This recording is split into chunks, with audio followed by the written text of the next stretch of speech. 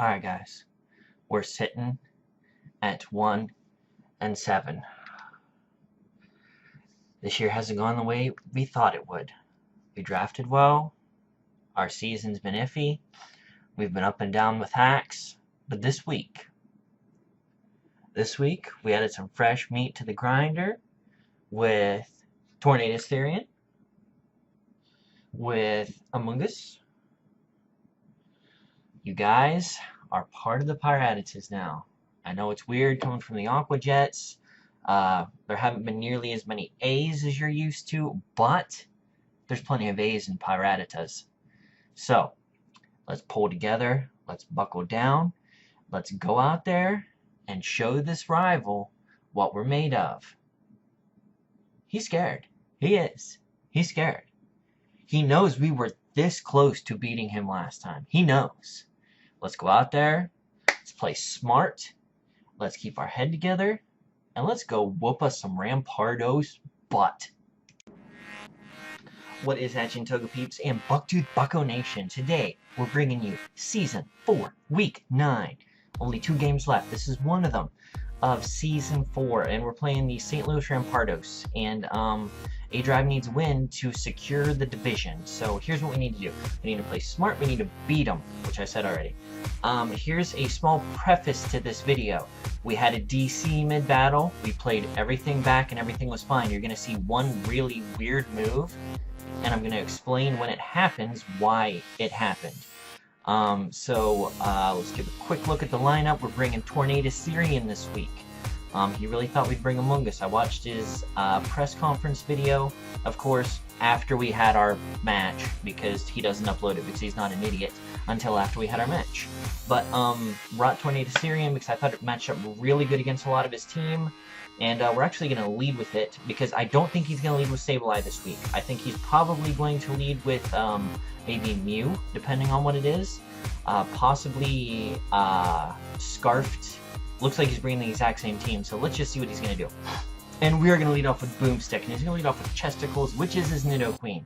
So I'm thinking, okay, he's either going to set up Rocks, or I thought he was going to set up Rocks. One for Hurricane. Possible confusion, didn't happen. We replayed this a couple times, didn't have any time in there either. That's irrelevant. And he goes straight for the Ice Punch, so, Nidoqueen, why do you hate me so much? So I'm going to take this opportunity to go into Euro Wizard Harry, my Mega Alakazam, and he is going to do the exact same thing he did last time, except instead of Shadow Ball, we got Dazzling Gleam. And he is going to bring out the Chansey. So I'm like, fantastic, we're subbing up, he can't Thunder Wave us. And guess what? We're going to trace Serene Grace here. So even if he paralyzes us, we can switch out, which means we can absorb 1 turn of Thunder Wave, which is fantastic. So we set up the sub here on the switch. A lot of stuff happened on that hard switch out. We're going to go for knockoff. We're going to knock that Eviolite right off that mofo because we aren't dealing with that Eviolite again. So knockoff, pull him through again. Again, I watched his video. Thought we weren't going to bring it. We did. So we can get a Seismic Toss here because he has to break our sub. Has to. Now, I know he would only bring this in if it was the physical wall variant, because he wouldn't be bringing it in to take out any of my things. And I know that's going to do quite a hefty chunk now that the Eviolite's gone, and I know I can take Seismic Toss because it only ever does 50 damage. I'm like, cha-ching! I can set up a sub because he's going to switch out into his Sableye, and he does! Yes! Make up for that really heinous screw-up in the beginning. Now, I think he's probably going to have Sucker Puncher Shadow Sneak, because he ran Sucker Punch against Shady last week, and boy did that pay off for him. But I know he knows that I run Sub, so I think he's going to run Shadow Sneak instead. So, I was smart this time, brought Dazzling Gleam. So, you know, I'm not a complete idiot now, Merca. And that's going to take him out. No, it's not. Just kidding. That's going to fade my sub with the Shadow Sneak. Gonna hit the Dazzling Gleam. We are talking way too fast because we're looking at the camera and not the battle, which is over here. So I apologize if I look wet. Now I have to hard switch here because I know the Shadow Sneak's gonna take me out for sure at that level. I'm gonna go out into the Beauty. And he is going to recover. Had I stayed in a Dazzling Gleam, that thing would have been gone completely. but he made the ballsy play and recovered. That was this close to clicking Psyshock right here. In the real match. But this is where the wish is going to... that move that we had to throw away because the damage rolled a lot different. I mean, it swung from the bottom of the pyramid to the top. So that was why I chose to wish when I was at full health. That explains that. So now we're back to complete evenness. So everything from here on out more or less really happened. So, yep, he's going to set up the rocks, and I'm going to switch in, and he knows that rocks are going to take out Alakazam on switch in now, which is just crap. So, I go for the Lava Plume, and I know another one's going to take it out at this point. And Chansey goes down. Ka-ching! Too bad. Alakazam is going to go down on switch in. But, let's move past that. So I can bring in Rotom Wash here. And I know, unless he is Specs, I can take one Hydro Pump. And this actually changed slightly from the original version, but overall it played out fine. Because what happens next? He didn't miss Hydro Pump the first time we played, but he did there. So we agreed that Flash Cannon was the best option, because what happened right here cancels out everything that just happened. Because what happened was, I set up a Dragon Dance, because I knew that he was Specs because he one-shot me, and I knew he'd either have to switch out or go for another Hydro Pump. And he's going to go for the Hydro Pump here. And luckily this time it hits and doesn't miss. So that's going to take me down, and that hit a lot harder than I thought it was going to, and I'm going to go for the Outrage. I know at +1 I can take it out any spec set.